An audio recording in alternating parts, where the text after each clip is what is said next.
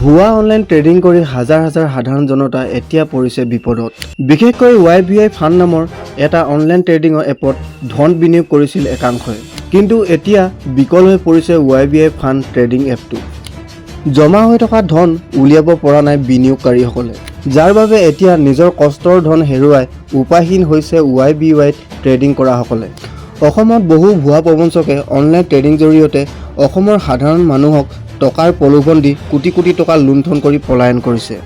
পূৰ্বতে অসমৰ এনেধৰণৰ বহুতো অনলাইন ট্ৰেডিং স্কেম সংঘটিত হৈছে, কিন্তু তাৰ পিছতো অসমৰ একাংশ গ্ৰামাঞ্চলৰ মানুহে এই প্ৰবঞ্চকৰ জালখনৰ পৰা হাত সাৰিব পৰা নাই। বৰ্তমান অসুবিধাৰ সন্মুখীন হৈ থকা YBI ট্ৰেডিং এপটোত জমা হৈ থকা ধন বিনিয়োগকাৰীসকলে উলিয়াবলৈ বেংকৰ KYC সম্পূৰ্ণ কৰিব লাগিব। তাৰ উপৰিও ৬,০০০ টকা জমা কৰিব লাগিব। আচলতে মৰাকে মাৰিব বিচাৰিছে YBIৰ প্ৰবঞ্চকে।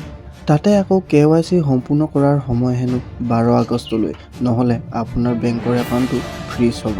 ইয়াৰে পাছতে পানীত হাঁহ নচৰা অৱস্থা হৈছে অনলাইন ট্ৰেডিং কৰা বিনিয়োগকাৰীসকলৰ।